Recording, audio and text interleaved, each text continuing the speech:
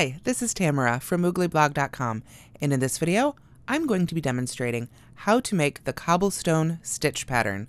I will be using Lion Brand Yarn's Touch of Alpaca and a Furls US N hook, which is a 9mm.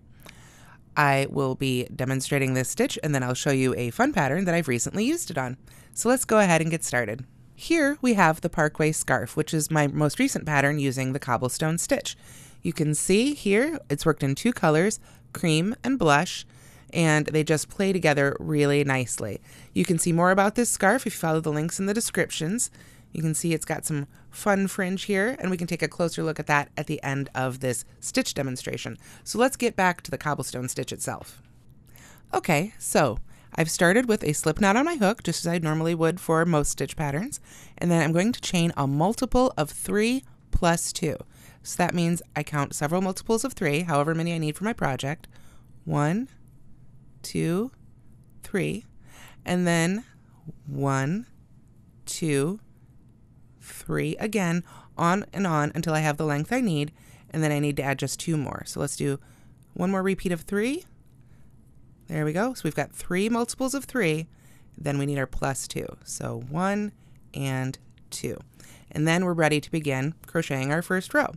What we're going to do is skip the chain closest to the hook. I like to crochet into the back hump of the chain. It's just personal preference. If you prefer to crochet under the top 2 loops, which is I suppose the more standard way, then you can. It's totally up to you. So going into that second hook, I'm going to work that second chain, I'm going to work 3 stitches all in that same chain. First a single crochet, then a half double crochet, right back into that same chain. There we are. And then I need a double crochet. Great. All right, so that is my first repeat for the cobblestone stitch. Then I skip the next 2 chains, 1, 2, and in the chain after that, I will work the next 3 again. A single crochet, a half double crochet, and a double crochet again, all into that same stitch again. And that really is our basic repeat there. We make those 3 stitches into 1 stitch, we skip the next 2 stitches, or chains in this case, since it's our first row, and then we work into the chain after that with just a single crochet, half double crochet, and double crochet. And we keep doing that all the way across our chain until we end up at the very end. We should have 3 chains left. Let's see here. There we are. There's our 3 chains. So that's perfect. So we skip those next 2 chains, just as we've been doing all along, and in the very last chain we'll just work a single crochet to finish it off, like so. So that is how you make row 1 of the cobblestone stitch. And it's a very pretty stitch, just like this, but of course it really shines when you use 2 colors. So to do that, I'm going to go ahead and pull out that last single crochet I made, because what I want to do here in this case is change colors in that last stitch.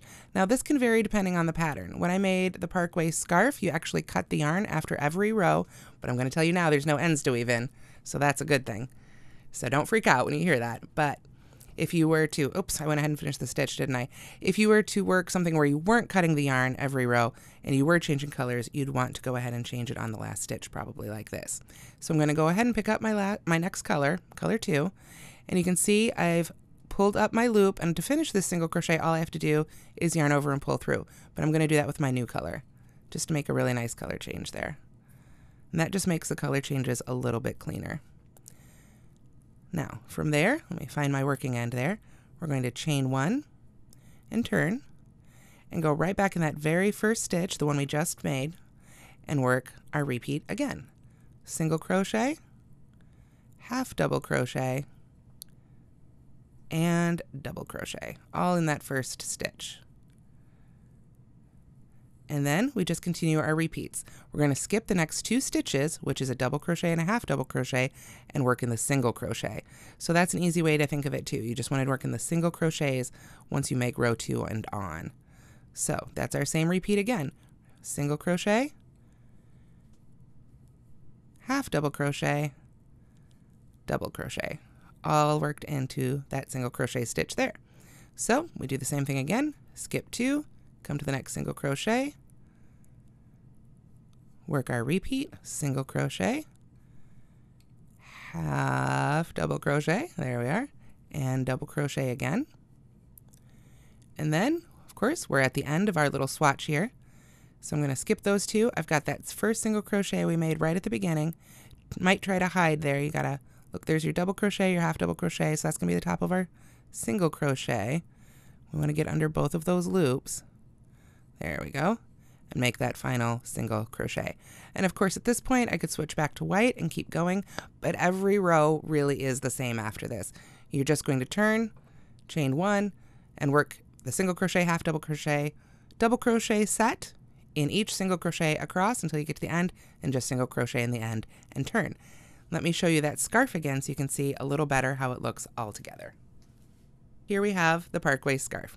You can see I've just worked back and forth in rows. It's just that single crochet, half double crochet every time, back and forth, across and across. And then at the end, of course, I just capped it off with a little bit of single crochet at the top and bottom. And if we look at the ends, you'll recall I mentioned that I actually finished off every row for this pattern rather than changing colors the normal way I would if I were just working in rows and wanted to weave in my ends, because I cut my yarn for this one at the end of every row, and I left a good length at the beginning and end of every row, and then I tied them together to create this great fringe and just trimmed them off then because they were even. I'm sure if you've cut your ends before, you know when you're cutting and working, they're not all going to be perfectly even. So it's helpful to lay those out and cut those all together when they're done. But you can see I didn't have to weave in a single end for this pattern, and it really shows off the cobblestone stitch beautifully. And once again, this is a free pattern called the Parkway Scarf that you can get on mooglyblog.com. So I hope you'll check it out, and I hope you'll try the cobblestone stitch and see what you can make with it. Thank you so much for watching. If you've liked this video, please do give it a like and subscribe to our channel, and we'll see you next time.